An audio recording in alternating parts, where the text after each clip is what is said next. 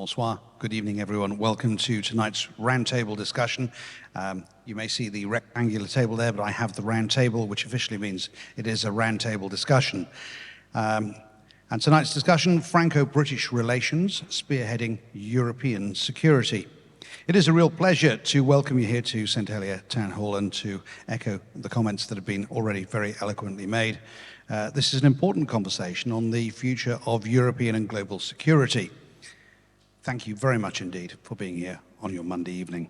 Our discussions this evening are held in connection with Normandie for Peace, an initiative established by the Normandie region that promotes peace, human rights, and freedom.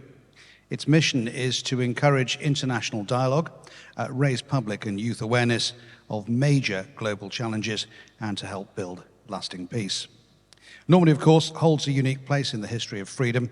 80 years ago, during the Second World War, the Allied forces landed on its shores and began the liberation of Europe, and those guns and that conflict could be heard from Jersey at that time, which was still under occupation. Since then, the region has carried that legacy forward, championing peace, reconciliation, and the values that underpin open and democratic societies. I think we've got a very short video just to show you. We did. We might have. And if we don't, we'll come back to it a little bit later. Let's just see if something happens. I'm looking to see where the video... I'm not touching a thing, I promise you. Unfortunately, we don't have that video right at the moment. We will try and bring that back to you in just a few moments' time. The Normandy World Peace Forum launched in 2017 as a work of note. It's now one of the leading global platforms for peace dialogue. I'll keep talking until the video appears. You see what's happening here. It brings together diplomats, researchers, artists, and those in civil society. There we almost go. And we're back to that again. And it reflects all the causes and conflicts and those conditions for peace. Normandy World Peace Forum. In case you're wondering, the past year alone, the forum has welcomed over 11,000 participants, including more than 8,000 high school students from across the world. It is in this spirit of constructive engagement that we do gather tonight. 5 years on from Brexit, France and the United Kingdom, Europe's two nuclear powers, and permanent members of the UN Security Council are experiencing a renewal in bilateral cooperation, in defense, diplomacy, and in support for Ukraine. Our two countries have taken on a new leadership role. They also face a rapidly changing world. The post-1945 multilateral order is under increasing pressure from authoritarian revisionism and from fragmentation and from shifting powers of dynamics globally. So tonight we ask the question, can the renewed Franco-British partnership form the backbone of a more autonomous, secure, and resilient Europe? Now, to help us explore that question, I'm delighted to introduce our three distinguished panel members, speakers, each of whom brings a deep experience and insight into the conversation tonight. And we start in the center with Ms. Sylvie Berman. Ambassador, welcome. As already said, the president of the Institute for Advanced National Defense Studies, that's the English translation, former French ambassador to the UK, as mentioned. Sylvie Berman is a distinguished French diplomat, served as ambassador for the United Kingdom from 2014 to 2017, China, Russia, and currently leads the Institute in its premier Institute for Strategic and Defense Studies. As a senior voice in European foreign policy debates, Sylvie is the author of Goodbye Britannia. If we ever get things a little bit closer between our two countries, maybe there's Hello Again Britannia, it's a new book maybe, reflecting the UK's post-Brexit direction. Mr. Thibault Arroy is a senior lecturer in British politics at the University of Sorbonne Nouvelle. Thibault Arroy specializes in Britain foreign and defense policy, with a focus on UK-France relations and European security. He teaches at the Sorbonne Nouvelle and is a regular contributor to academic and public discourse on NATO, Brexit, and global Britain. And Dr. Becky Alexis Martin is a lecturer in peace studies at the University of Bradford. Dr. Alexis Martin is an expert in nuclear policy, disarmament, and humanitarian impacts on conflict. authoring The Disarming Doomsday. She's an advocate for ethical defense frameworks and lectures on peace studies and security policies at the University of Bradford. So, as you can see, we've got three eminent and very, very qualified panel members in front of us. Let's get to the first part of our roundtable among the three core themes that we've got. Let's start with the strategic renewal, the Franco-British defence relationship. Thibault, I'm going to come to you first on this, and then obviously to other panel members. How has the UK's global Britain vision interacted with the French security strategy? Thank you very much, and thank you for inviting me tonight. It's a pleasure to be here. It's not an easy question that you asked me. Obviously, when we talk about global Britain, we've got memories of the period that followed Brexit, and that was the official discourse on the new strategy, or so-called new strategy, that Boris Johnson's government, especially, even if the term was also used before Boris Johnson was Prime Minister by Theresa May as well, on the UK's global ambitions after Brexit. And the original idea was that once freed from the shackles of the EU, Britain would be able to go to places where it hadn't been present in the past, or not enough present since World War II at least. And this was mainly embodied by the strategic documents that were published in 2021.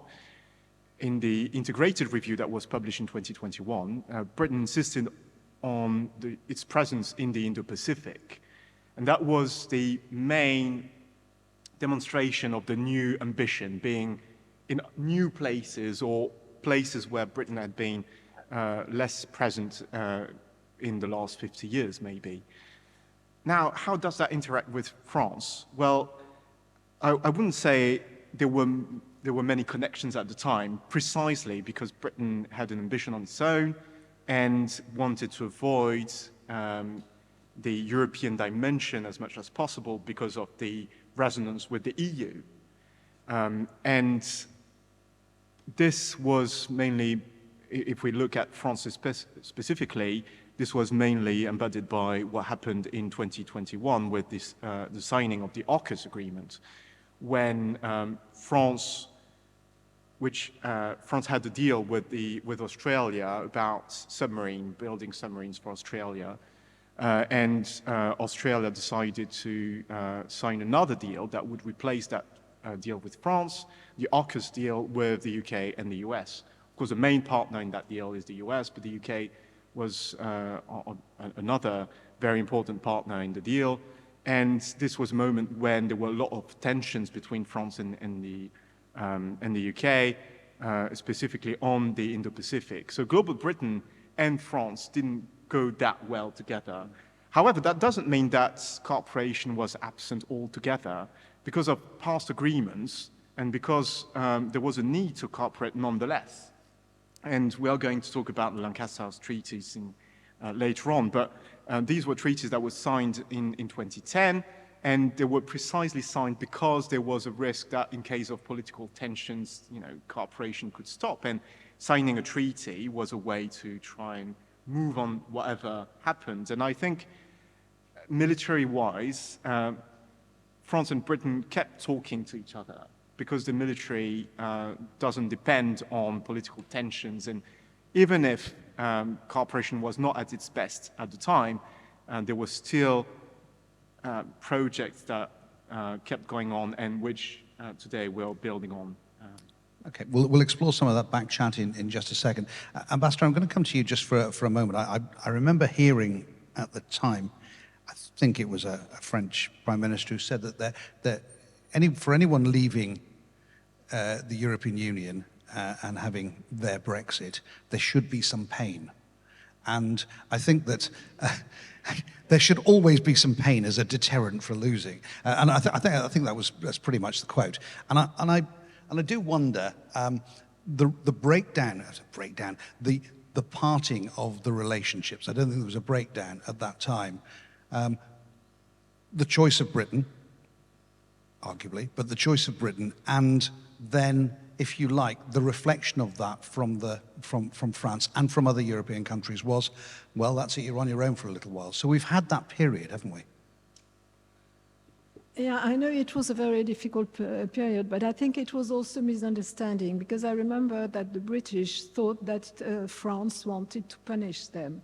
It's not punishing the UK, it's the UK that decided to leave, and it has necessarily consequences. And that's it. But I remember all those talks about France punishing the UK, and including when they took the ferries, because there was security controls, and it's not, again, because we wanted to punish them. But since the UK decided to become a third state, they couldn't have the same benefits than being members of the club. And also it was made even more difficult because, well, Theresa May is one thing, because we had still a cordial relationship, even if it was not an easy period. It was more difficult with Boris Johnson. And frankly, it didn't help at all. And so after that, we had Liz Truss for a very short period. And you remember what she answered to a journalist when asked if France is a friend or foe. And she answered, the jury is still out. And it was outrageous. And after that, it changed with Rishi Sunak, in fact. I think our president had a good relationship with him. But Brexit is still very difficult, because you're not a member of the club anymore. I remember when I was here in the UK and asked about our two countries, I said we are like twin countries, because, as you mentioned, we are permanent members of the Security Council. We are nuclear nations. We have military capabilities and, well, the same population, the same, also more or less the same economy. And so we're a member of the same club, and so we're twin countries. But the UK being out of the EU, we are not twin countries anymore. We will come back to it, because there is a real reset and there is a real rapprochement, and it's very important, and we constitute a leadership in Europe also, but it's not exactly how it was before. One question before I move to Becky on this, and that is that you were the UK ambassador in 2014, 2017. So there was in the lead up towards Brexit, there was an awful lot of dialogue during that time. You've probably been asked this many times, and you've probably written about it as well. Were you surprised with the choice of the British people? Yeah, I was totally surprised, but I was not the only one, in fact, because I remember being just a gathering with some ministers, and including the finance minister at that time. And we left at 11 o'clock in the evening, and everybody thought that it was good, and that it would be maintained in the EU. And then, well, we spent the night watching television, and around 1 or 2 o'clock we started to understand that. And you know why I was surprised is because, well, of course, London wanted to stay in the EU, but I met a lot of MPs, and they all told me that they would stay in the EU, and not only the Remainers, but also the Brexiteers. They told me, we want to leave for such and such reason, but we're sure that we're going to stay, and we will still continue to bother you or to annoy you. Are you sure? I remember that. Are you sure that you still want us in the EU? And I said yes, of course. And I remember meeting after the results one MP who was, well, very much a Brexiteer. And I told him, you said to me that you wouldn't leave the EU. And he said, I would have bet everything I have that we would stay in the EU. So probably, well, it's more surprising from the MPs because, well, I traveled in this country because I came here and I was very happy to be here, but you didn't vote. But when I met people, they didn't tell us that they're going to leave because they didn't dare to say that. And so I think that's the reason why not only us, but I remember talking with Cameron, and Cameron said, of course we will win. He was totally sure of that, and I also remember that all the Europeans who wanted the UK to stay asked him, could we help you?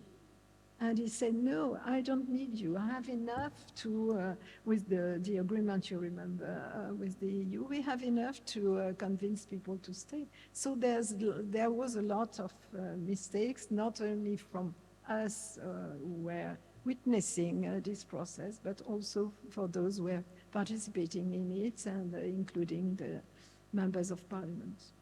Becky, going to bring you in on this because I can Yeah. Oh my God. So yeah, I'm Dr. Becky Alexis Martin. I'm an academic. I also have managed to write for the Telegraph, the Observer, and the Times, and the Guardian, which is quite unheard of. So yes. I cover all political spectrums, and I think a lot about kind of current affairs and issues. And I am thinking, oh my God, do you remember the age of populism, like 2016? It was I feel as though that time was kind of unseen, and that we had this prior kind of conceptions of what politics looked like and how people would behave and how people would vote. And then all of a sudden we get these charismatic, strongman leaders. They start sneaking in, they're full of promises, and perhaps they don't necessarily have the material to back it up. And so I think it's really interesting because that time, and now as well, when we think about the UK, but also when we think about other areas in Europe, like think about Orban's Hungary, for example.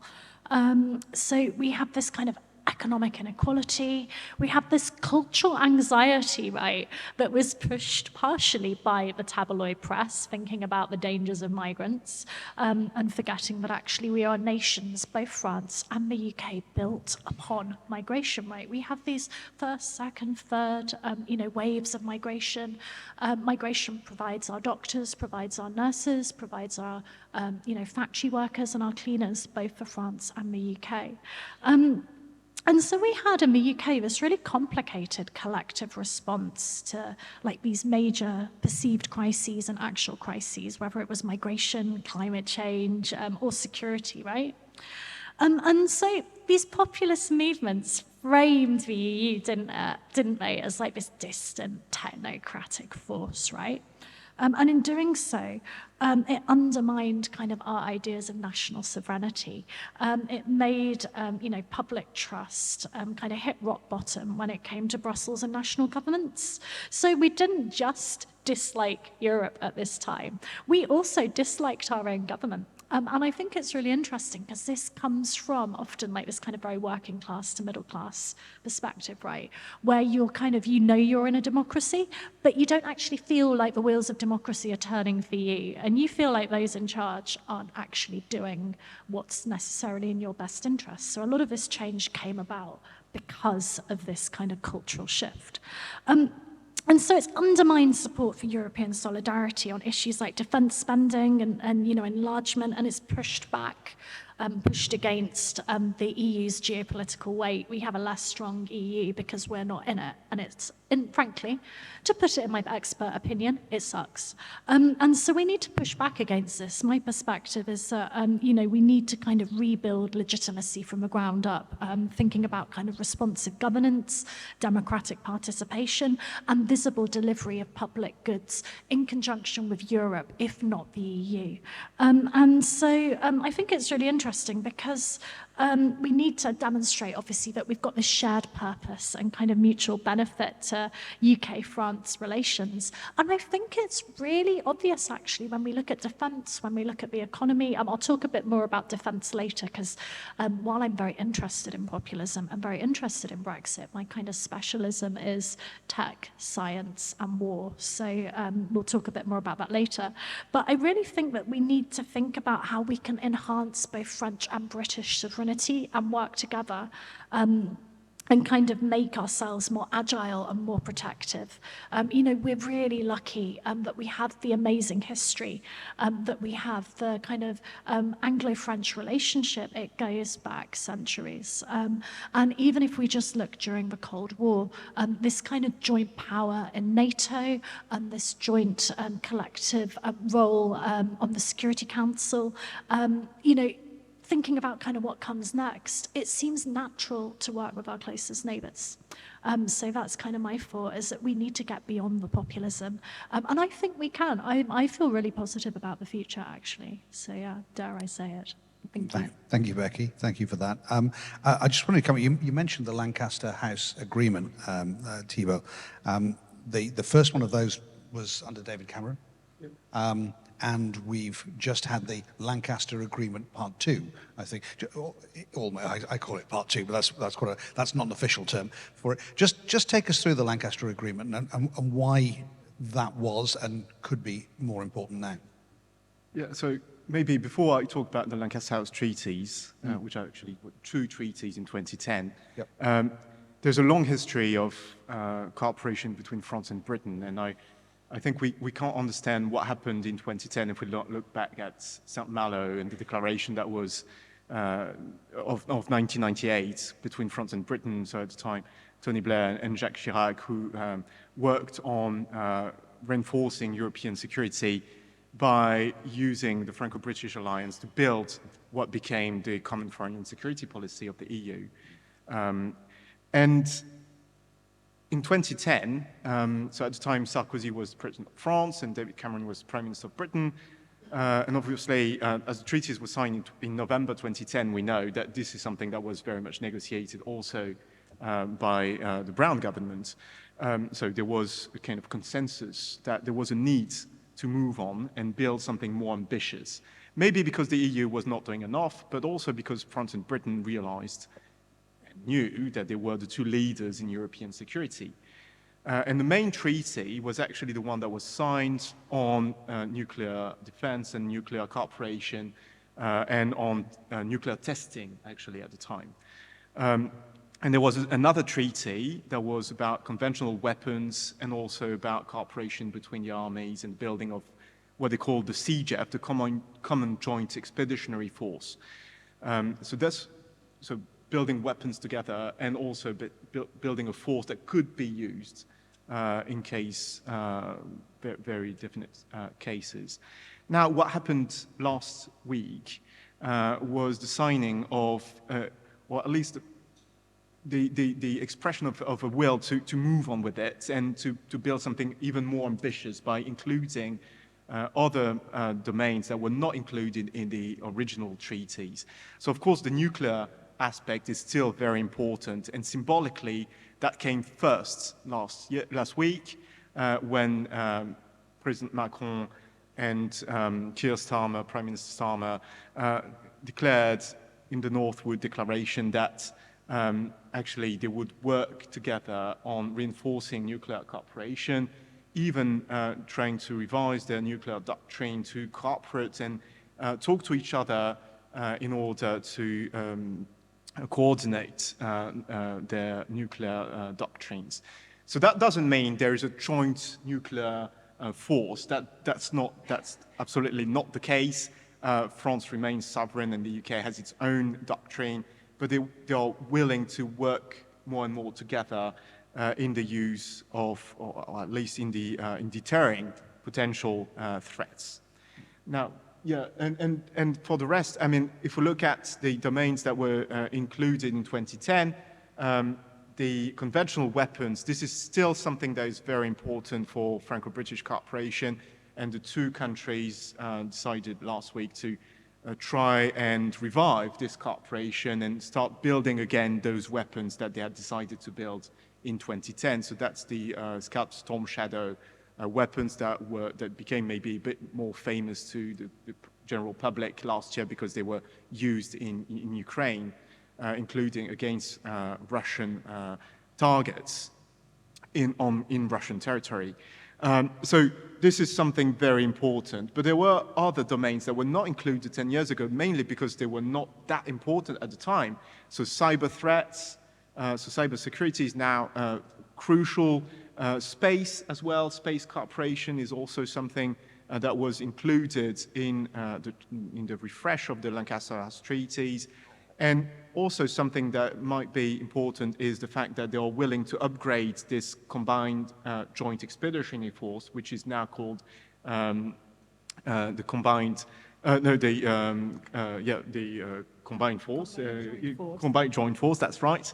So the CJAF expeditionary is not there anymore, which is one of the examples of the forces in which the UK is included. The UK also leads the JEF, with mainly Nordic and Baltic states and the Netherlands, and now with France, they're willing to try and build something more ambitious, and this has to do with also the cooperation of the willing that could be used in Ukraine.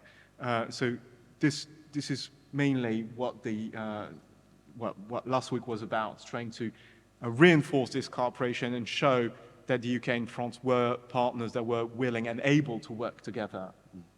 Becky, do you think that the Franco-British axis could become the default engine for European hard power?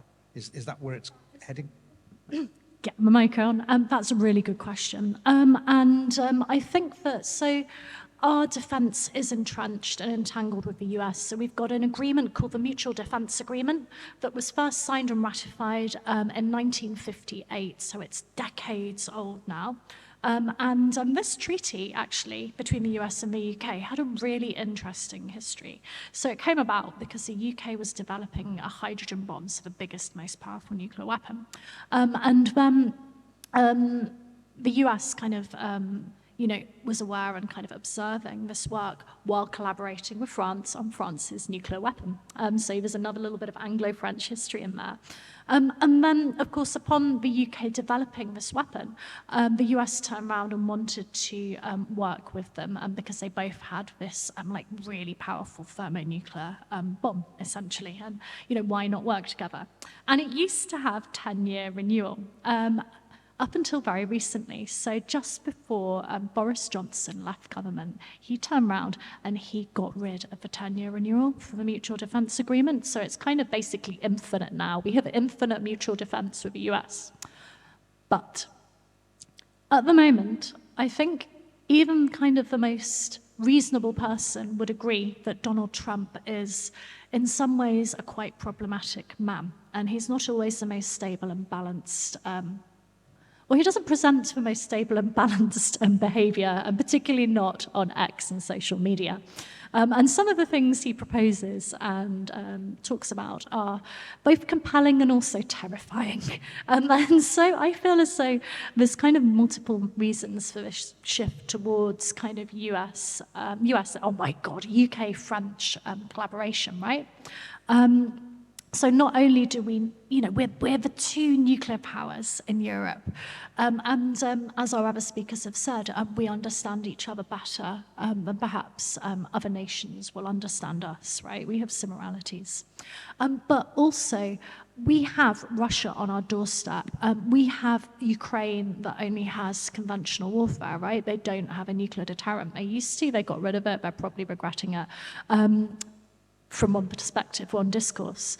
And so there's this really intriguing scenario unfolding whereby France and the UK are kind of inching closer towards each other. So the signatory, so it was the 10th of July last week, the US and France, we got together, we put out the Northwood Declaration, which is this US-France nuclear deal, essentially. UK-France nuclear deal. So the UK and France are going to be working together, right?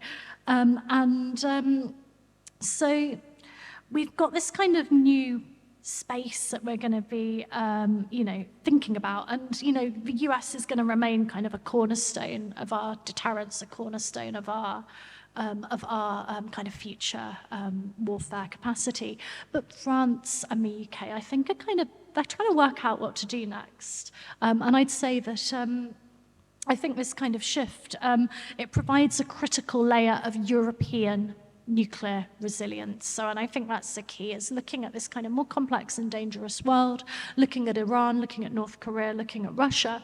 The decision to kind of pair up gives us backup, it gives us resilience, not just against Russia, but also just in case, and it's incredibly unlikely, but just in case the US doesn't come free. I wanted to pick up on the US side of it with all of you, because and you've mentioned Trump, and I can't believe we've gone this far without mentioning him so far.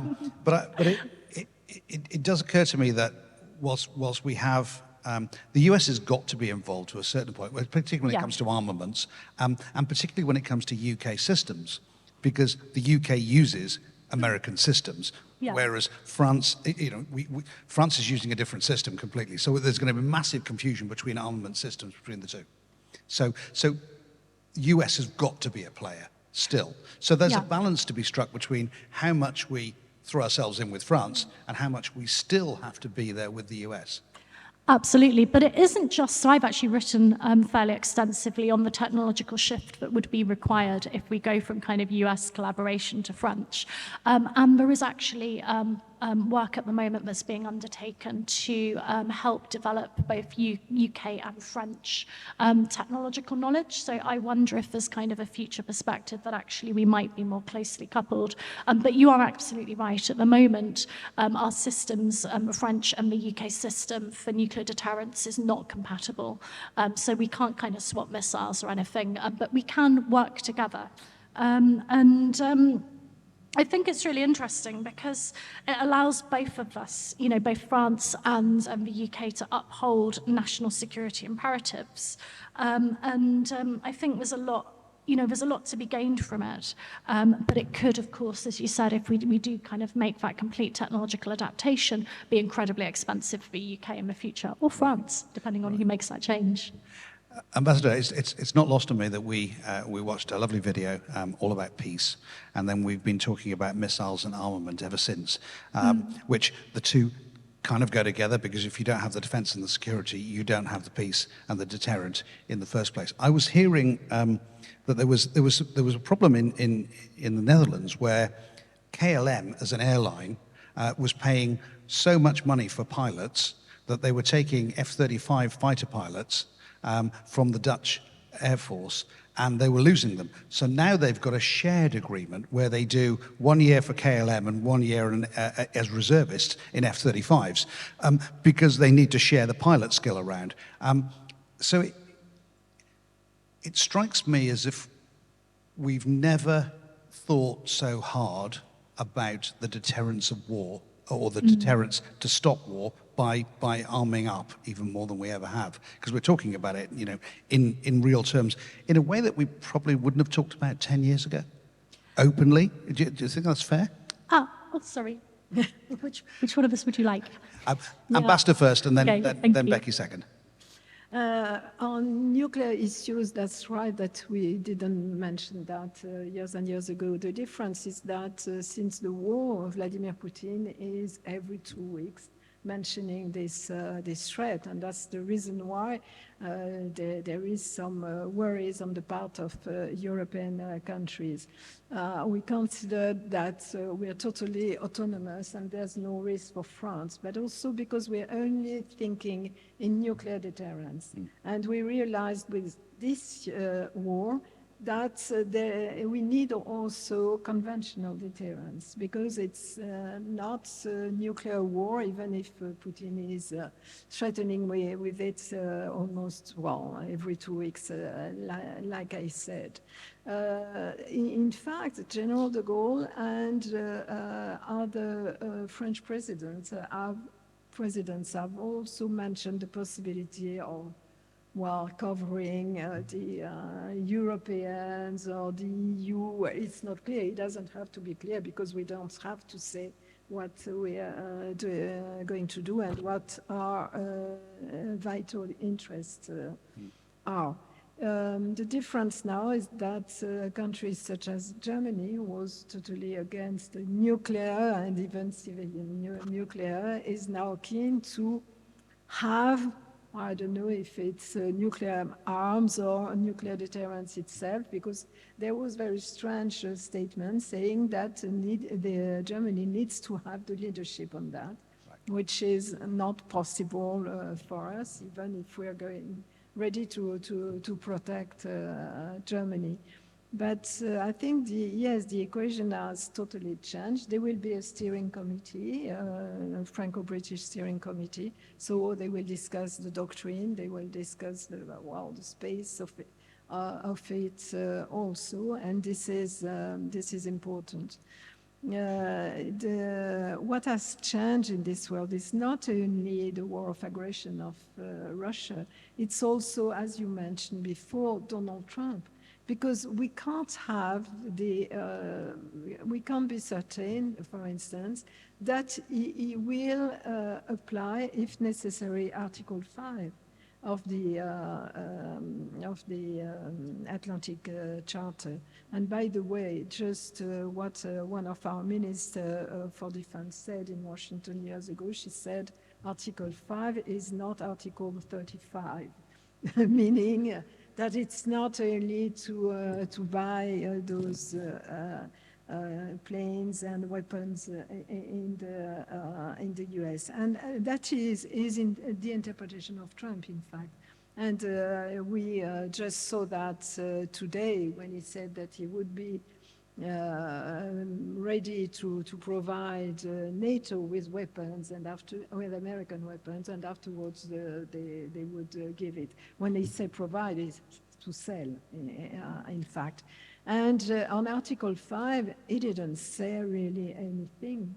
And he said there's many interpretations, and that's the reason why those countries are so afraid, and in particular the Baltic countries and Poland. And so that's the reason why of all these talk about not only nuclear issue, but also about conventional deterrence. And you mentioned the question of Scalp and Storm Shadows.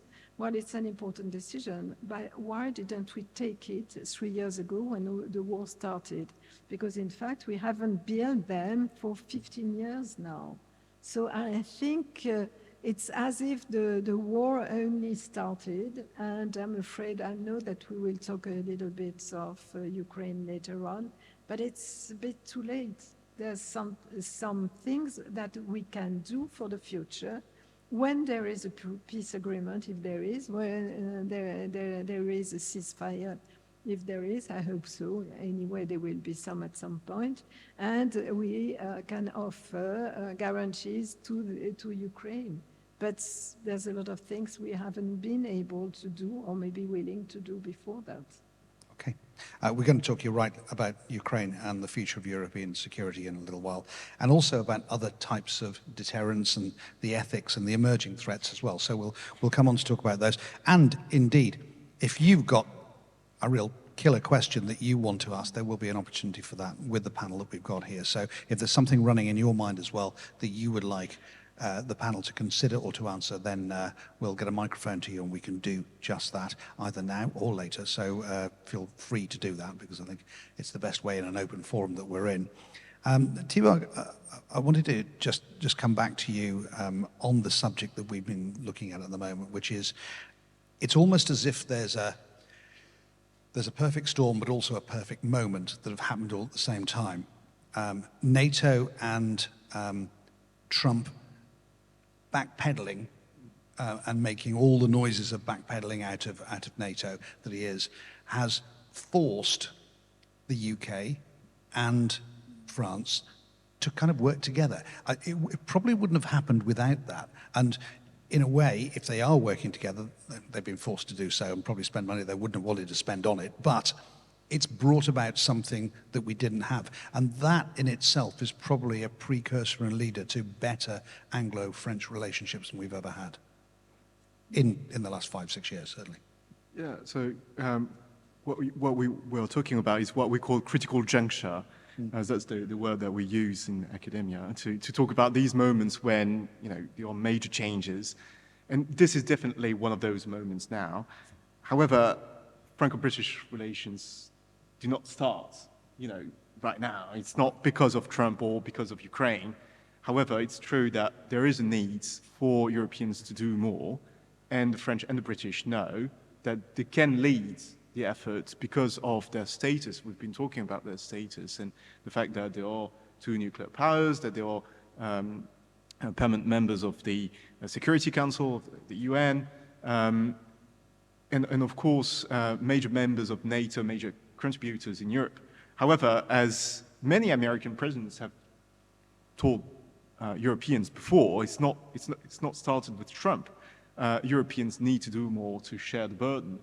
And this is something that was very much present in the minds of Sarkozy and Cameron, I think, when they signed the Lancaster Treaties in 2010. And this is something that is even more present to our minds today. So nothing new.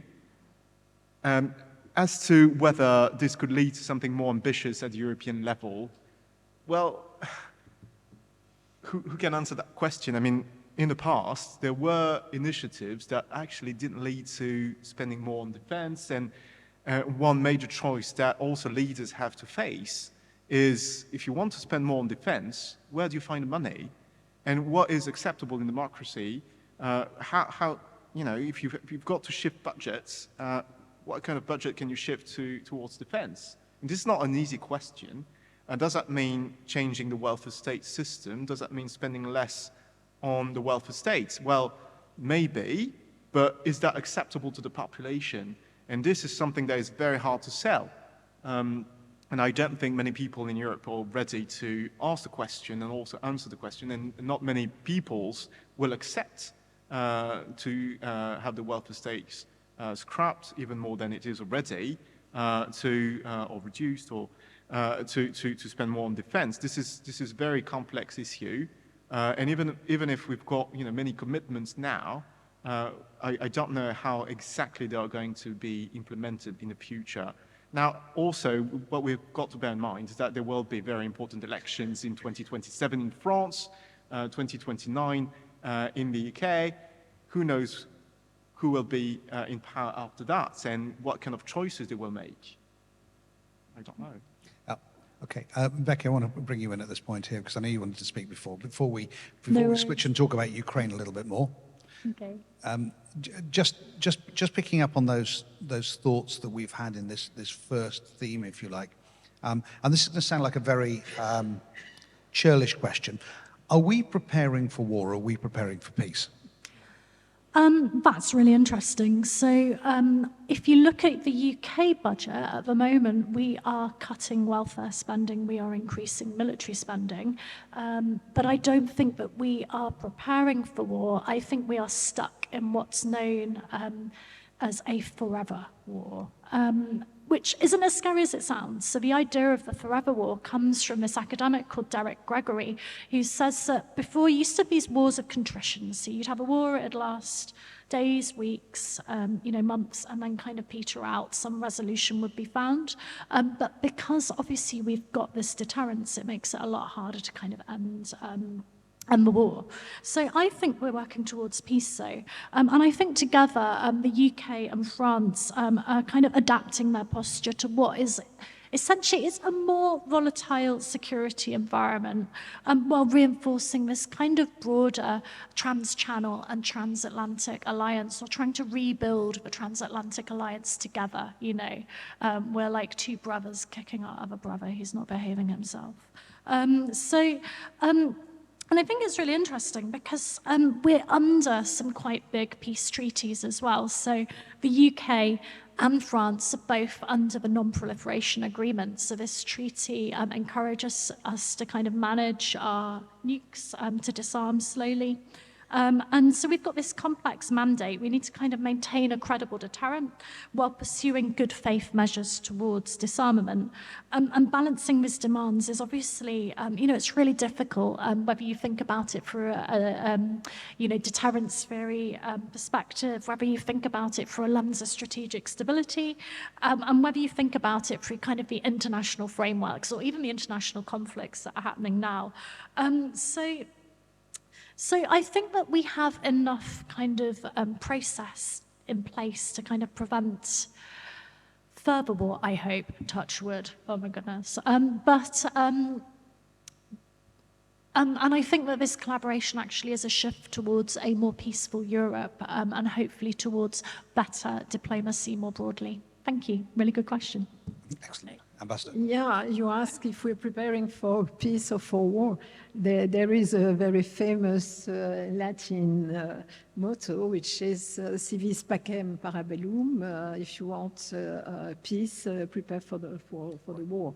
And that's what we are doing now, because it's simply deterrence. If we're strong enough, well, there won't be war, because we will be fed, and so, well, if it is Putin, well, he won't dare, I think. And that's what our president said just yesterday. Yes. There was a speech to the military just before the Bastille Day, and he mentioned that, and I think this is important. Of course, we want peace, but we have to be strong if we want peace. Thibault. Yeah, another version of it is the official doctrine that is used by the French chief of staff, who says, "Prepare the war, win the war before the war," and that's his official. Well, this is Chinese. Yeah. This is Well, he uses it all the time, Yes. and I think Yeah. what he means is, so Thierry Burkhardt, who is the French chief of staff, what I think he means is really what you explained, trying to be ready and show all potential threats or enemies or rivals that we are actually ready to defend ourselves. Well, that was just the first thing. We could be here for a long time. No, we won't. Let's move to talk about Ukraine and the future of European security. And we've got a hand up down there. We'll get a question. We've got a microphone to you to get a question coming in from the other side right now. There we go, sir. Thank you very much. Nigel Hall, former senior policy advisor to the UK delegations at headquarters NATO and UN Security Council in New York. Can I just say, in answer to the question about the significance of the recent agreements, it caught my attention. Do you agree that when President Macron said, I wish to stress, and I haven't got the words exactly correctly, but he absolutely affirmed in any acute situation, nothing would separate UK and France. That struck me as an extremely strong statement, bearing in mind that most experts are saying that NATO Article 5 is on big question mark status at the moment. And it struck me that that was a European Article 5 statement being made to everyone. I found that very reassuring, and almost son of or grandson of what Churchill said nearly 80 years ago. I'd be interested in your comments on that. Secondly, I've done quite a lot of work recently, published yesterday in UK and covered on the Strategic Defence Review's National Security Strategy and Resilience Strategy. Can I please advise that all the high words and the talk of 3.5% and 5% on defence spending, don't believe it. Sir Richard Barron's, one of the three architects of the Defence Review, is on record as saying he fears it is only going to come under, when fear takes over policy, not prudence, because all the timing that Keir Starmer's talked about is downstream, it's not fast. Lord Robertson, former Secretary General of NATO and former Labour Defence Secretary, has urged the Labour leadership that the primary duty of government is security and defence, and there has to be a really extremely difficult conversation about primary duty of government versus welfare, and he's being ignored. So we are a long way yet from really taking our defence as importantly as we should, but I'm really encouraged by what President Macron said in London the other day. Thank you. Thank you for the comments. And we'll go down the panel, because I think it's really keen that we get response back to that straight away. Ambassador first. Yeah, there are contradictions, of course, and you have sometimes the impression in France that those who are talking about military spending are not those who are talking about welfare spending. It's another place, and of course it is in the National Assembly, and you have a public opinion who could resist to that. Those 3.5% or 5% will be very difficult to reach, and the only one who was bold enough to say so was the Spanish, was it the head of government or the minister? Yes, but otherwise we said yes, yes, yes, because we wanted to appease Donald Trump, and it was, well, like it has been said, 5 for 5. You respect Article 5, which he hasn't promised anyway, and we will respect, well, the increase till 5% of the GDP, which, well, I'm not sure we will reach. And I remember because I was in Cardiff for the NATO summit when they decided the 2% of GDP, and it took 10 years to obtain that. So I think it will be very difficult, but anyway, we have to continue, increase our military spending. That was the decision of our president yesterday. But at the same time, you mentioned fear, and that's what they are trying to do.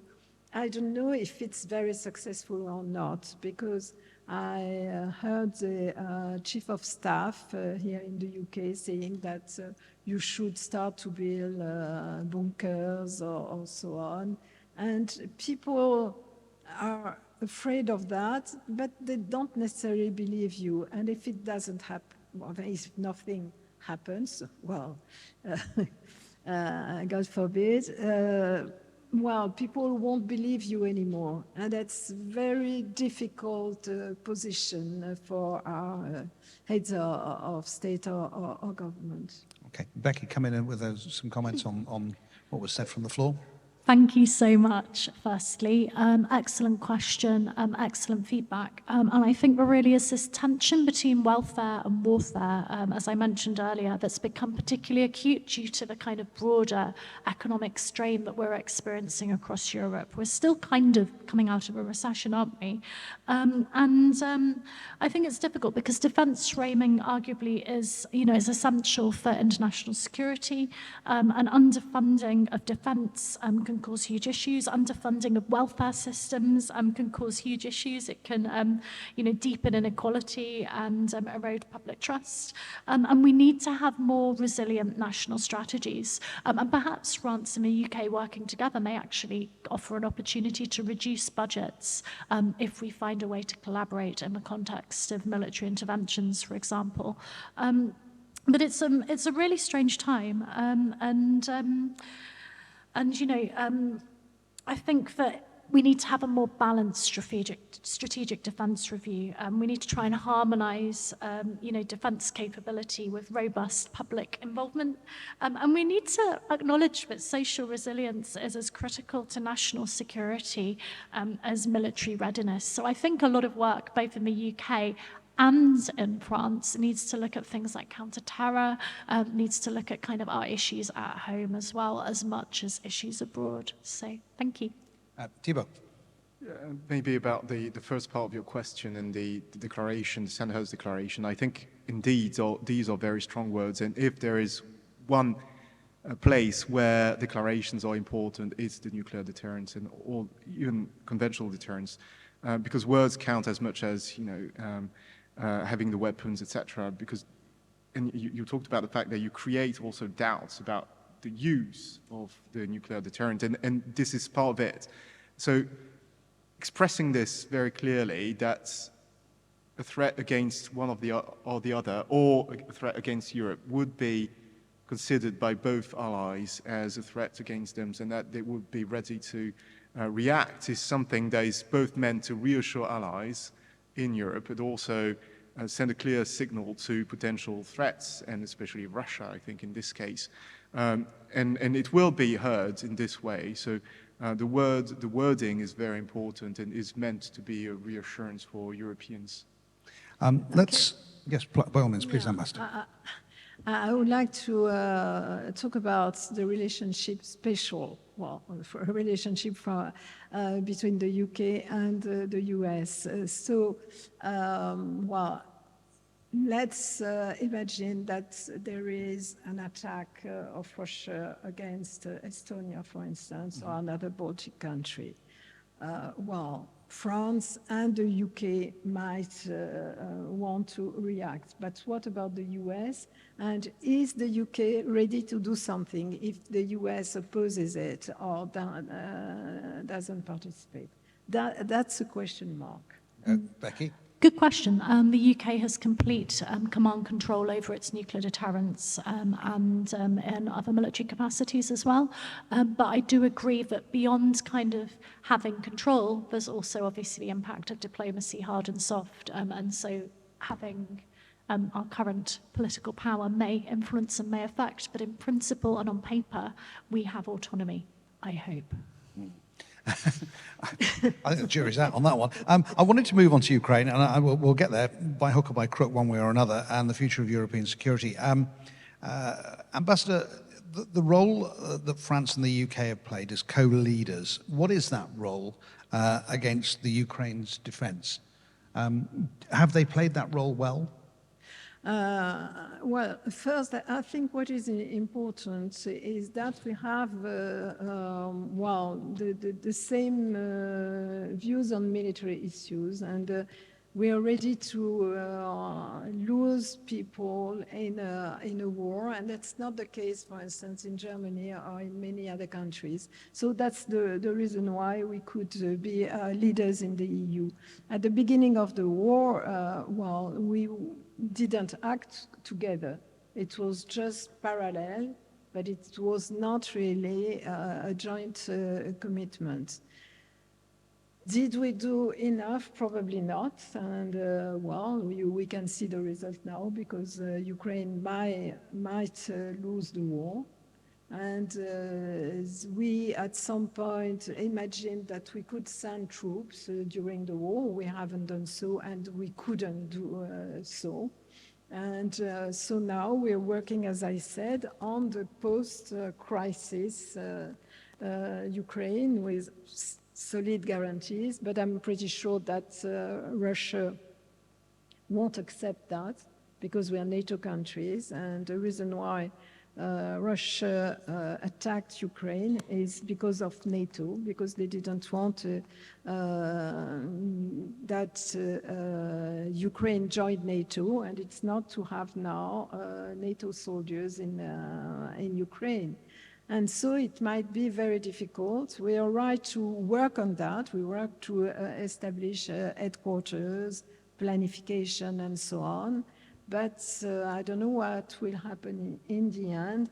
So maybe, but we can't say for sure now. If there's a kind of peacekeeping force or whatever, probably there will be more neutral countries from the BRICS, for instance. I don't know for it to be acceptable by the Russians. But we assume that we are going to intervene as this coalition of the willing.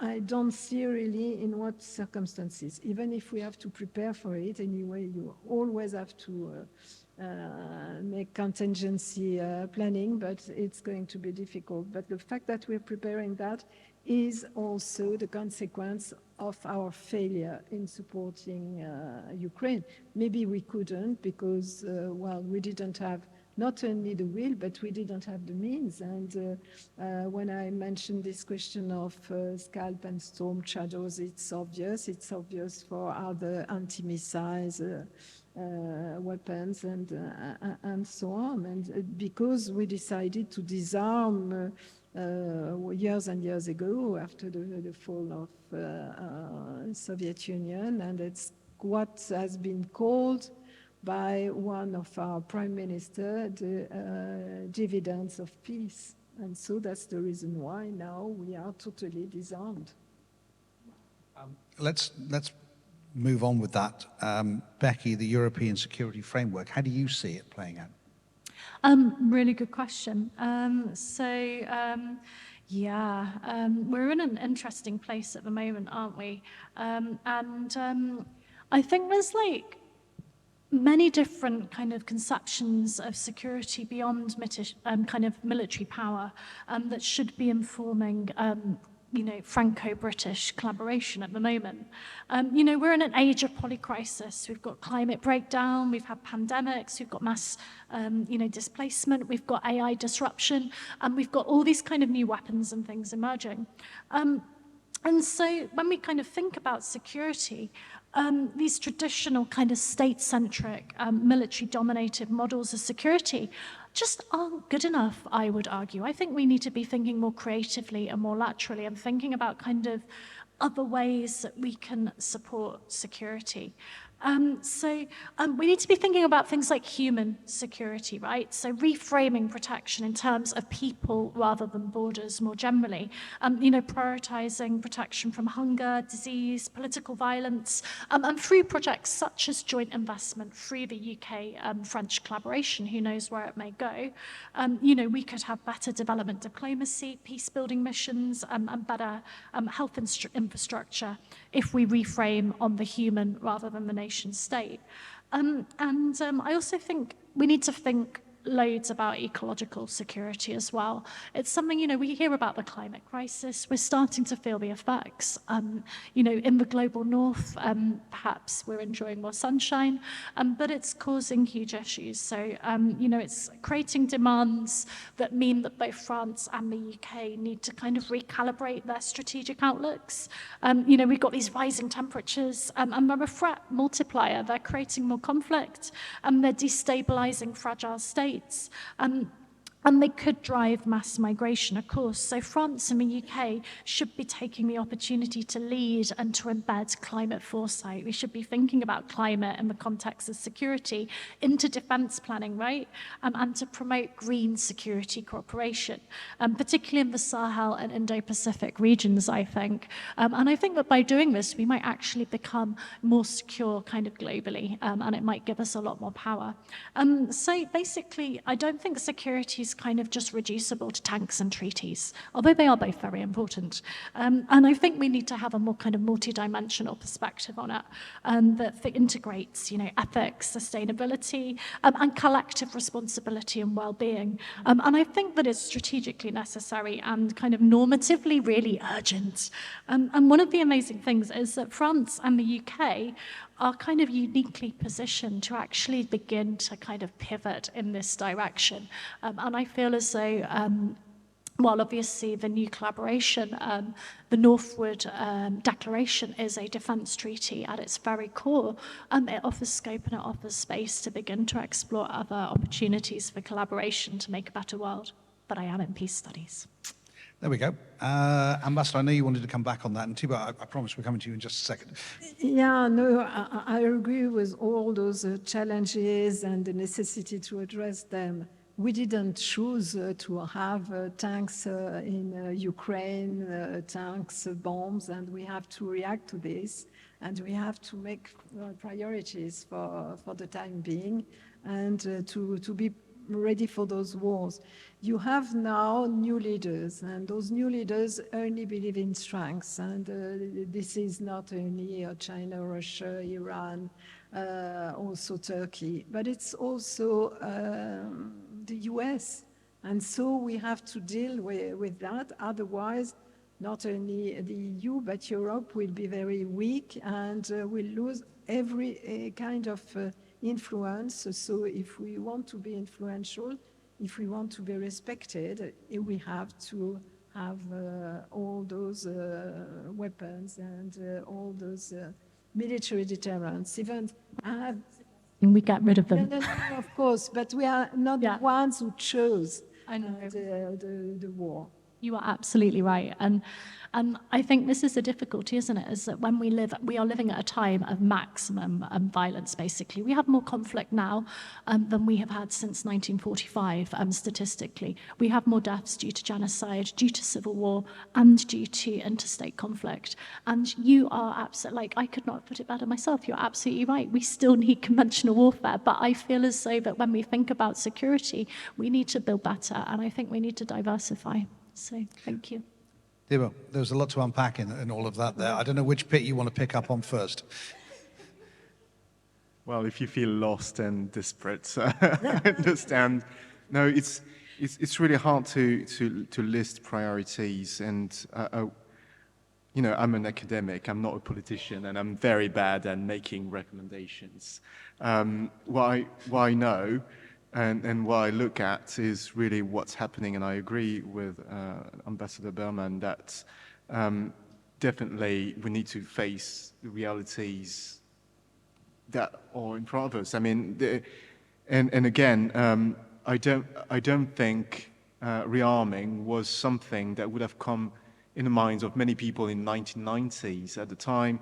And you're right, dividends of peace. This was definitely something that most people shared at the time and thought that it would be possible to progressively disarm. And that's what we did, because in Europe, war seemed very far away. And now we're faced with a completely different situation, and we've got to make decisions. They come too late. That doesn't mean that cooperation is impossible. Now, maybe something that we didn't quite mention is the role of the EU. Yes. We talked a lot about NATO because definitely NATO is the major player in European security and has been the major player and could remain the major player depending on, you know, the US, but also on what Europeans are able to do with it. Now, there is a European dimension that should not be neglected either. We say that the EU is moving slowly, but is trying also to build some kind of cooperation, and that might lead to something or not, but still there's something happening there. There's a slow motion, but still it's interesting to say that European member states are trying to build something and try and cooperate more together within the EU framework, and this could also include the UK, and we see that the UK is willing to try and find a way to be part of the SAFE initiative with the EU to participate in that program, and also EDIP. So two different programs to rearm Europe, and this might lead to also further cooperation, including with non-EU member states in Europe. Yeah, it was one of my questions, so I'm sure you've just answered it. That's fine. Did you have a question there, sir, that you wanted to ask? You did. I'll get a microphone down to you right now. Second row, right at the front here. Down to Sir Philip there. Foreign External Relations Minister, I'm sure you've got one or two things to say. Yes, Philip Balash, I was Minister of External Relations between 2013 and 2018. I'm sure that everybody in this room applauds the development of the Entente Cordiale into an Entente Amicale. So there's no question about that, which underlines my question that I want to put. The British, it seems to me, have always been prone to defend people against bullying. They went to war in 1914 because of Belgium, they went to war in 1939 because of Poland, and successive British Prime Ministers have supported Ukraine in the current conflict with Russia. Is it the same in France? And I ask that question really because of the support which the National Front has and the relationship which the leader of the National Front has with Russia. Can one, in the perhaps unlikely event that the National Front comes to power in France, assume that the support for Ukraine will remain as strong as it is at the moment? No, you're right. I think if the National Front, or is it, no, it's another name, National Rally now, Greens in 2027? Probably not. Even if now they're a bit quiet about Russia, they criticize the aggression against Ukraine, but in 2 years' time, we don't know. So maybe there will be a solution, a peace solution before that. Let's hope for it. But no, there could be a different position in France. Perhaps that focuses attention a little bit more because there is a burning platform there, or there could be, that means that we've got to get on with that and solving that problem before then? Well, I hope the problem will be solved before. If it is not, I'm afraid that Ukraine loses a lot because they are losing territories, and even if Russia is not progressing very fast, and even if there's going to be new weapons from the US, but I don't think it will change the situation on the ground. And so, yes, we need an agreement before this possibility. I hope it won't be the case, but they're progressing, like the AfD is progressing also in Germany. There was recent elections, so they didn't win, but they have 30%. So it's yes, of course, it is worrying. Okay, Thibault, going to come to you, and then we'll get another question from the back of the room just a second. Maybe, I mean, your question was specifically about the National Rally, but I think there's a common point between different populist parties in Europe and even different populist parties in France, because I think on the far left, we also have some kind of populists as well, if we can call them that. And with populism, the problem, you never know what people think and what these parties stand for. So today, they might cautiously support peace in Ukraine, and we don't exactly know what it means. In terms of relations with Russia, they've had one attitude in the past. Today, they're a bit more cautious about it. We've seen in Italy that the government has adopted very different positions as time passed, and we can't be sure what the National Rally's position will be in 2 years' time. And that's the thing with populism, that they give people different attitudes. And I think even in the UK, we can see that Reform UK has adopted very different positions regarding Ukraine and Russia, and they've got changing attitudes, criticizing the intervention, then supporting it another day, just because they don't need to have a backbone to just go along, go with the flow. Thank you. Thank you for answering that. And we're going to move to another question, which is at the back of the room, and I've got two more questions down the front here. Thank you. Very, very interesting so far. This is partly to play devil's advocate and maybe to address the elephant in the room, which is, after all, this is a peace forum. There's been some remarks that I've picked up on, maybe in social media, is that whereas in the past it was the left in politics who would push for peace and the right would push for war, it seems it's the other way around now. So we've got, the far right saying that there needs to be a peace treaty immediately, as soon as possible, in Ukraine, and it seems to be those on the, let's say the Labour Party and other of their allies who are saying we just need to keep manufacturing, buying the weapons, producing weapons, giving them to Ukraine in a war that I think many in their heart of hearts believe that a war that can never be won, a futile and perhaps a proxy war. So are there any serious conversations being had about the fact that most wars end in some kind of agreement, a treaty, concessions being made, and that it's not always in reality, it's not about good versus evil, it's about realpolitik, and the fact that Ukraine may need to give some concessions to Russia, and that Trump is going to be central to making those conversations happen, and that actually that's the best way to save lives is perhaps to maybe swallow some principle, swallow some pride, and actually get real about it.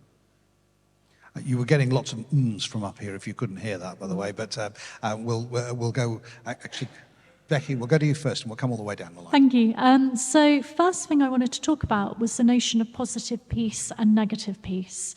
So there's this idea that was constructed and developed around issues such as, for example, the Troubles in Ireland and also the civil wars in Colombia, whereby you could have peace, but it wasn't actually peace. You could have peace in the name of a treaty, but at the same time, you still had land that was occupied, or you still had space or communities who were subjugated or oppressed. And I think one of the reasons why Trump's attempts at peace treaties haven't been successful yet are not necessarily because of lack of engagement, because I know the UN has engaged with him, I know that the UK has engaged with him, I know that France has engaged with him. And there has been attempts to kind of encourage his dialogue because he is one of the leaders who actually gets on better with Putin. So if anybody's going to stand a chance, when he came in, I thought, oh, he's going to end this. But you see, the issue is that the way he is pushing for peace allows no concessions, I would say, from my understanding, for the Ukrainian people. And so one of the reasons why the conflict is kind of persisting is because much of the world is kind of hoping for what we call positive peace, whereby the nation state that is being affected or being invaded gets to kind of retain their sovereignty and retain their land and retain their sense of identity after conflict and, rebuild and recover. But you're right, it poses a real conundrum because sometimes negative peace can lead to positive peace in the long term. I think there might be people better qualified to answer this on the panel, but this is kind of my understanding of kind of where things are going at the moment. And of course, there's a difficulty of kind of, both Putin, both Trump, they are strong populist leaders. They want to do what their community what will please their community at a particular time. And unfortunately, their kind of ideals and aspirations haven't quite congealed yet. So yes, thank you. Madam Ambassador. Yes, I think, reality check is very important. So we repeated for 3 years that Ukraine should regain all the territories and so on. It is simply impossible. So, and Volodymyr Zelensky knows it. He said we haven't the strength to regain those territories. So he's ready to concessions. The problem is that the concessions demanded by Vladimir Putin are excessive because he wants to keep, because it is in the constitution, all the regions that are, he declared being Russian and that are not occupied by Russia. So this is, outrageous, and it's impossible for the Ukrainians to accept. There is another point which is very important, it's the question of neutrality, because of course Putin doesn't want Ukraine being a member of NATO, and I think the Americans are ready to accept that, and they even started to accept it before any kind of negotiations. But the problem is to have a country which is not totally disarmed, because it's impossible after this war. They can't believe in Putin's words, even if there's a peace agreement. That's the reason why we're ready to provide some guarantees. But they also want to have a strong army and being able to defend themselves. And so I think that's the most important points, and it is very difficult for the time being, because Putin thinks he's going to win this war. And he thinks he has the time for him, and he has also the men, because it's more difficult for Ukraine to mobilize than for Putin, and he can count also on North Korean troops. And so for the time being, he's absolutely not ready to compromise.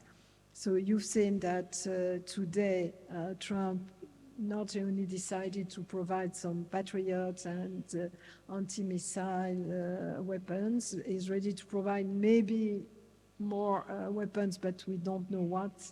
But also he gave Putin 50 days to accept a peace or a ceasefire, and if not, he will decide some tough sanctions, except that those tough sanctions will concern China, India, and Brazil. And maybe they would react to that because he would put extra tariffs on energy bought by those three countries.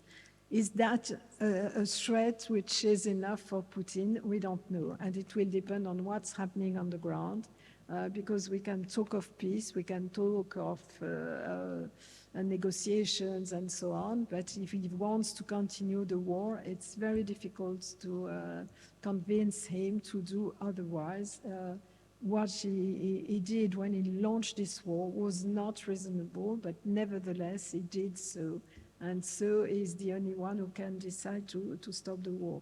But obviously there will be concessions, and the Ukrainians know that they need to make concessions. But the new Ukraine with new borders will need to be really independent and protected. Okay, I'm going to move to you, Thibault, on the point that was made from the question on the floor. Yeah, maybe another thing that we haven't considered is, in case there are concessions, in case there is a peace agreement, what kind of state Ukraine is in, and whether Volodymyr Zelensky is still president, whether there is a pro-Russian president that is instated afterwards, and if Ukraine manages to remain a state on its own without Russian pressure, or at least Russian puppets in power, does that mean there will be a new war in a couple of years? And if there's a third war, because this is already the second war, if there's a third Ukrainian war in a couple of years, what will be our attitude? What will be the US attitude at the time? These are all question marks, and obviously we can't answer these questions, so we're just trying to build on scenarios, but obviously it's very hard to answer, and we don't know what state we will be in a couple of years, so we'll unfortunately, there's more questions than answers, but... Thank you. Thanks for the question. Good question and good answers. There was some raised hands down here at the front, and I'll get a microphone down to you in just a sec. It's the long way around, but we're getting all the way around to you, and we'll get a question from you. And if anyone else has a question, by all means, please feel free to ask your questions. And we've got a couple of other short topics that we'll round up with, and then we'll round up from there.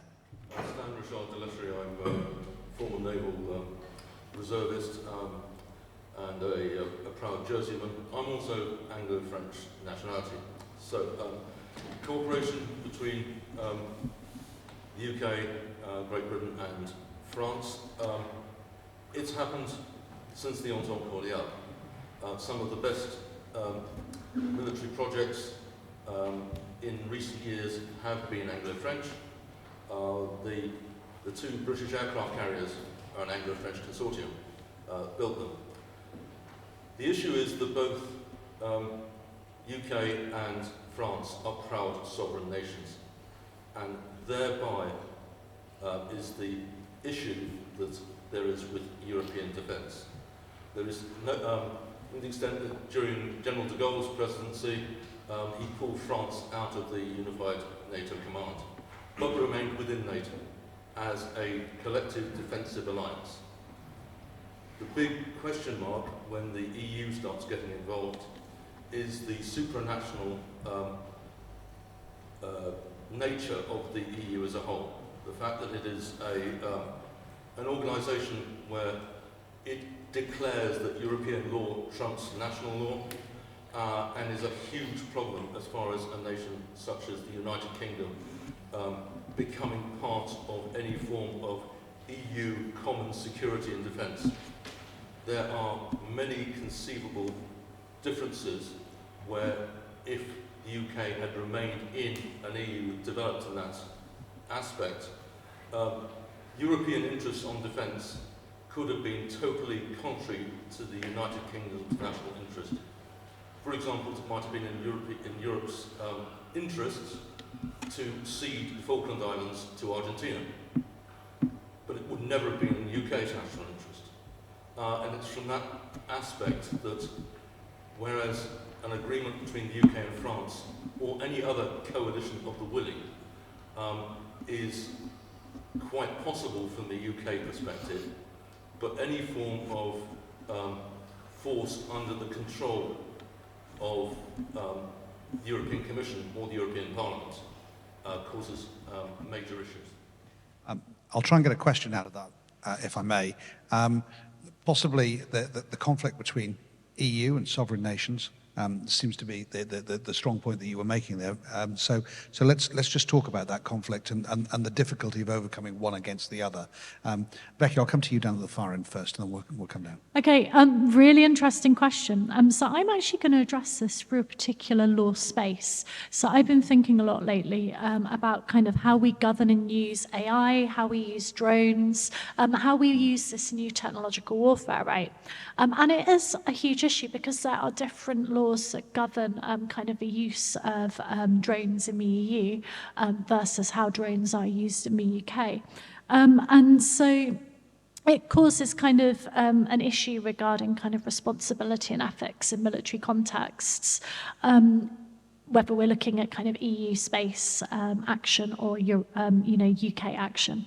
And so I think the challenge going forward is how do we connect up our understanding? How do we connect up our ethics in a way that doesn't compromise kind of British sovereignty, British autonomy, while also allowing kind of Europe to gain the benefit of UK's tech, which we do have some of the best. I'm a peace studies academic, but we do have some of the best military tech. So yeah, so it's really difficult. Great question. Thank you.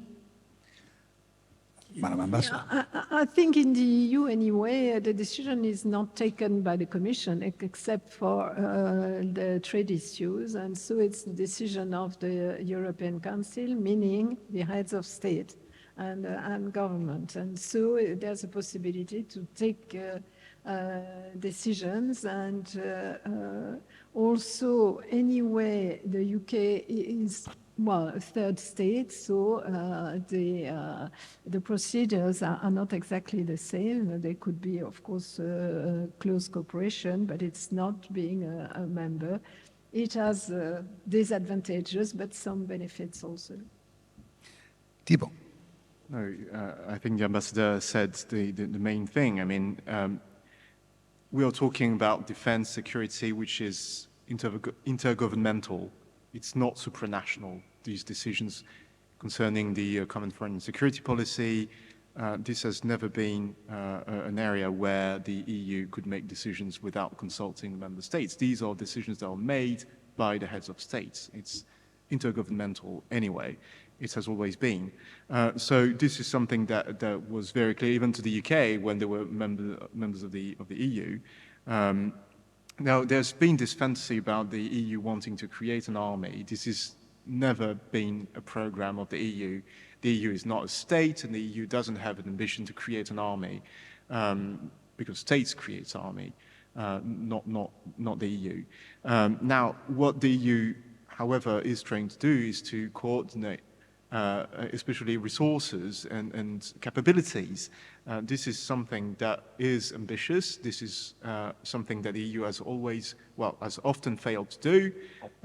And what we can see is that the UK is now trying to have its say and trying to move back towards the EU in order to benefit from coordination and also from funds that are going to be shared at the EU level. Now, the problem is, being a third country, what kind of opening can you make to the UK, and that you could make to other third countries, like Norway, for instance. And this is, of course, now the decisions that need to be made at the EU level. What kind of concessions can we make to the UK that we could be ready to make to other third countries, because there will be other third countries asking for the similar access as the UK. Thank you for those. Question just down there with the microphone. Yeah. I think it's on. Yes, thank you. It's not. I can play that. I think everyone will be by now. Quick question. Do you think, therefore, jumping back on what everything has been said, we're moving towards a European of nations rather than a nation Europe, as our former president, General de Gaulle, wanted and may have slipped through kind of the recent last 70 years? Do you think with Italy, the UK, Brexit, some part of Hungary, and the way the national rally is kind of gaining strong support, do you think there is this kind of European envy to move towards more the, as I said, European of nations rather than a more Europe nation? I think it depends on what issues, on trade issues. I think we need more integration. On the contrary, on those intergovernmental issues such as security and defense, it has to be based on the nations. And I think this is obvious. There is another problem because now we are 27 and it's very difficult because we are divided on some issues, and so I think there might be some concentric circles, so some special cooperations on some issues with some countries, but not necessarily all of them, and I think it is more realistic. Sounds like a Woolworths pick and mix to me. Yeah, so the concept of differentiated integration is something that is as old as the EU and actually even the European communities, if we look at that. And the different circles, I agree with that. I mean, but it already exists and they've existed for years. I mean, when the UK was a member of the EU, the UK didn't have the single currency. France, Germany, etc. had. So there was the Eurogroup and there were other countries, and still the case. I mean, there are countries that have the single currency and others that don't. So this is just an example to say, I mean, the EU is able to differentiate, and there are indeed ambitious programs that will be led with some countries, including in defense and security, with opt-ins and other areas where other countries will cooperate on other issues, and that's the one thing that the EU is able to do and has always done. So concentric circles, yes. And about the creation of a European nation, I don't think this is part of the ambitious. I mean, there's no way we are going to renounce our citizenships or and adopt only a single European citizenship or nationhood.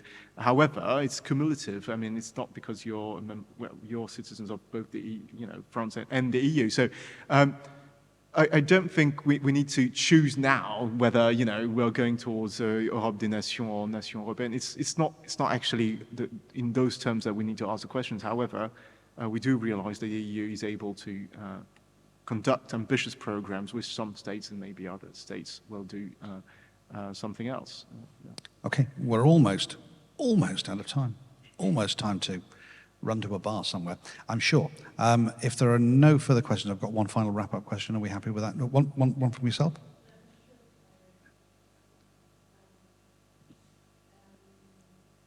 Can you hear me now? You can now. What the previous question made me think about trust. I think you've all explained how logical and strategic further cooperation in terms of defense was. But is the trust between the UK and France, not speaking about the EU, strong enough to withhold future turbulences? And how can we help the UK see that France is definitely a friend and not a foe? And France also see that the UK special relationship with France with the US, sorry, is not them having a foot out of the door. How can you work on that? Good question. Ambassador, I think the jury's returned, hasn't it, from Liz Truss, and the state visit, which the timing for this was absolutely perfect because it gave me loads of accessible research on everyone else's thoughts on it.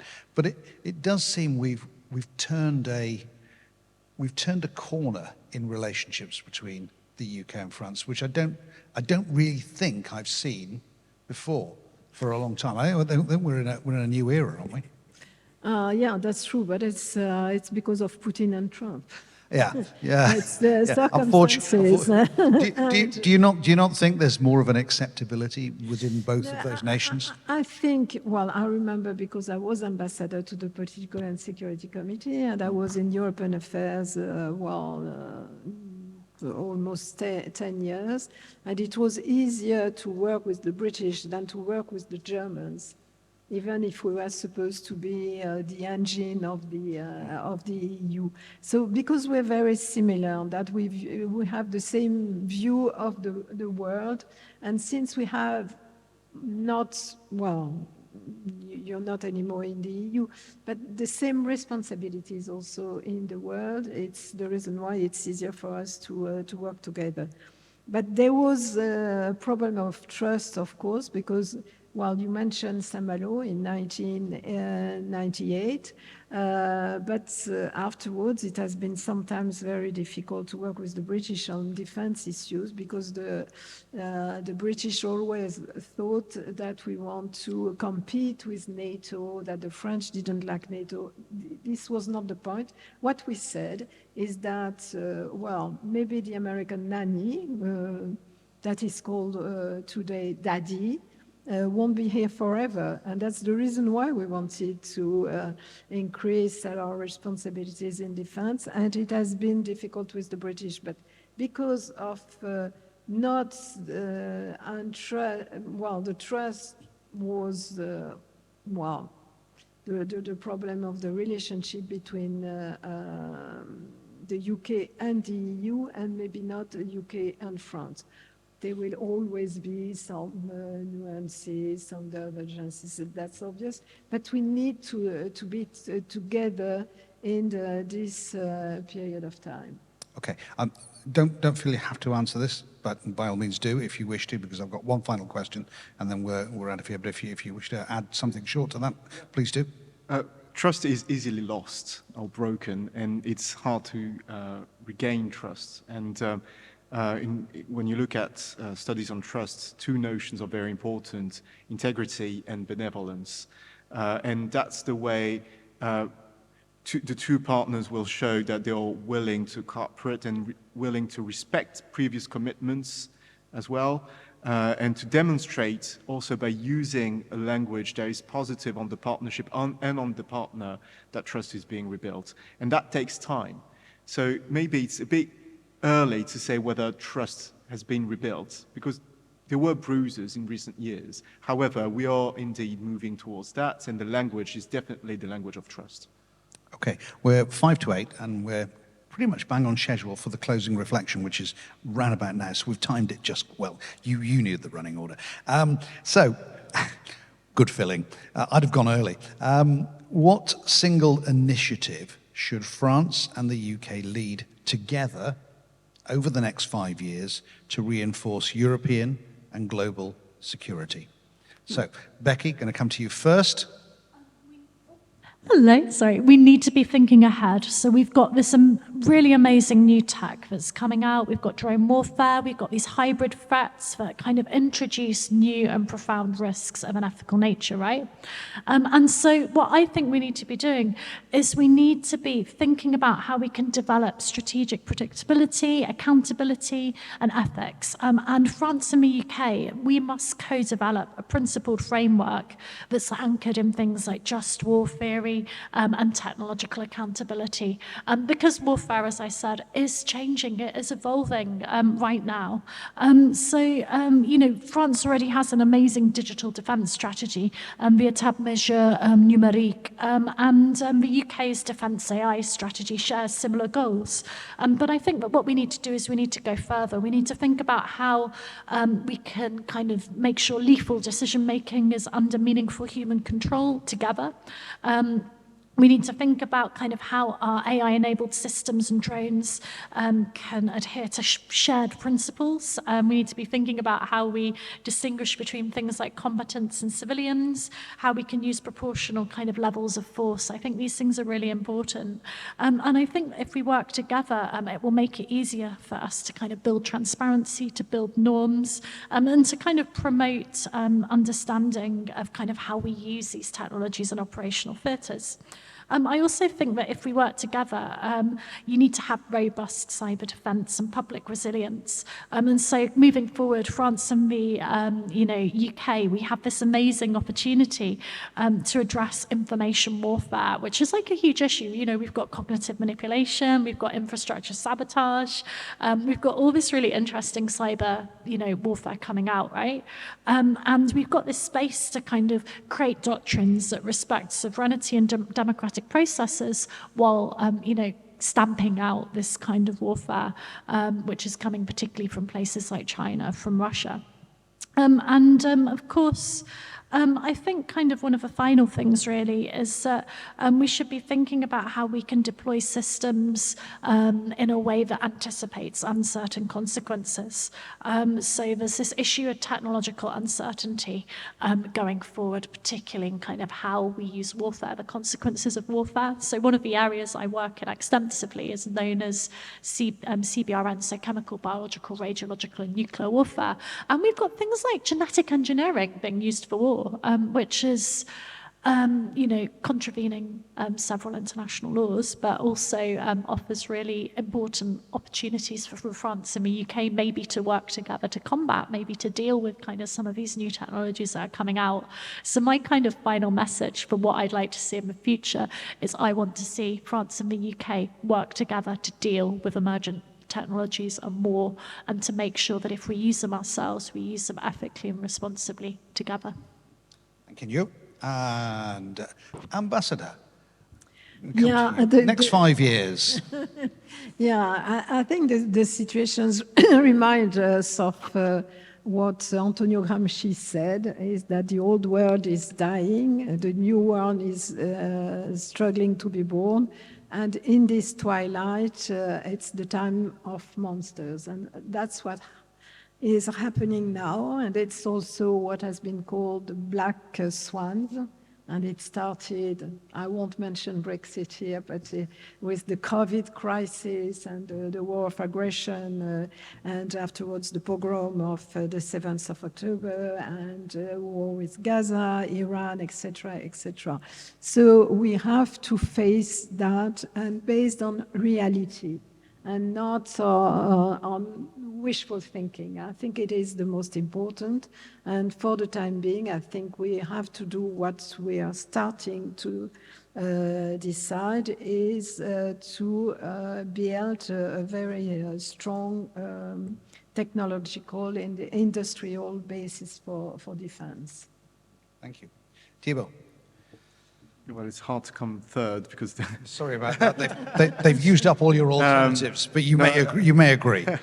I know. I do agree with the need for more cooperation, and especially technological cooperation. And I also think the military has shown the examples in the past of how they could work together and better understand each other. They've got many officers that exchange officers. They do share a lot, and there are lots of exchange at that level. And I think new initiatives that come to work more and more together, trying to build common institutions, maybe not institutions, but at least places where people can talk and work on some issues together. This is where politicians will follow the example of the military, and also decision makers will be able to understand each other, maybe to make independent decisions afterwards, but at least they will know a little bit better what the others think. And I think the military have been a very good example of this. Thank you very much indeed. Look at that, it's 8 o'clock. That's almost carefully managed. Ladies and gentlemen, I feel sorry for the people that missed out on hearing the pearls of wisdom from 3 very, very highly qualified people. And we'll get to thank them in a moment. But there was a video camera at the back of the room. It didn't capture you. Unfortunately, it captured me, but it better captured the 3 people to my left. And that will be on YouTube at one time or another. So you will be able to capture that on YouTube. And no doubt, Maison de la Normandie, along with the French Festival, along with Normandy for Peace and Region Normandy, will be able to supply you with that link. So you can tell everyone else to go and watch it back. And if there's something that you missed in the middle that you want to go back and look at, you can do as well. Finally, thanks to my panelists here on the rectangular table, for speaking so eloquently, so knowledgeably, and also because I sent them the themes and the research and the thoughts that we might do this evening, and they didn't laugh once, which I was quite refreshed by. So I'm very, very grateful, and I'm sure you would like to add your thanks as well. So firstly to Dr. Becky Alexis Martin, thank you very much indeed.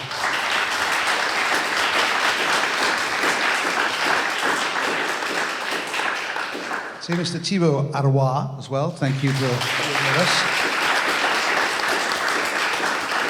And to Ambassador Sylvie Burman as well, thank you.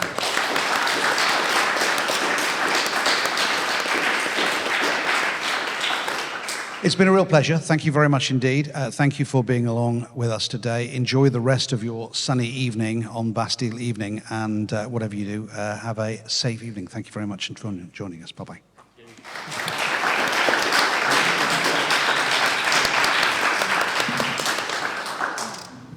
Say thank you to Murray as well for chairing this so ably. It's always a good chair, and thanks for everyone for organising who's been involved in the organisation of the French Festival. This is obviously one event that's formed part of our offering. We do this every 2 years, and it's really good to see so many people over the weekend, including having fun, having a few drinks, listening to music, eating some good cheese, but also stimulating our brains with some current affairs, which I think is really important to have all of those things. So thanks again to the panellists.